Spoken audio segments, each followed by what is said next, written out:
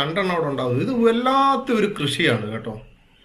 ഒറ്റ സെക്കൻഡ് എന്നിട്ട് പുറത്തെടുത്തിട്ട് അള്ള കഴിക്കും. ദുനിയാവെന്ന് എന്തെങ്കിലും വിഷമം ഉണ്ടായിന? ഇല്ലല്ലോ. ഒരു വിഷമം ഉണ്ടായില്ല. ഇല്ല ഇല്ല. ഒരു സെക്കൻഡ് സ്വർഗത്തിലെ സുഖം കൊണ്ട് ദുനിയാവ് മുഴുവൻ മറന്നു പോകുമെന്ന് നബിയുനാ റസൂലുള്ളാഹി സ്വല്ലല്ലാഹു അലൈഹി വസല്ലം. സ്വർഗത്തിലെ ഫുഡൊന്നും കഴിക്കണ്ട, ഇങ്ങനെ മൂക്കിൽ അതിന്റെ മണം കിട്ടിയാൽ മതി.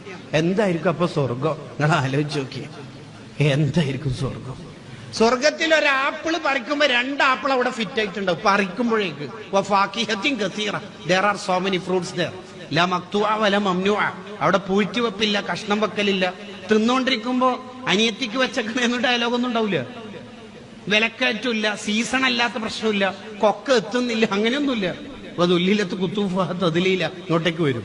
കൃഷി എന്ന് വെച്ച് കഴിഞ്ഞാൽ ഒരു സംഭവം തന്നെയാണ്. കാരണം നിങ്ങൾക്ക് കൃഷിയെ പറ്റി സ്വർഗത്തിൽ കൃഷി വേണേൽ ചെയ്യാമെന്ന് പറയുന്നുണ്ടല്ലോ.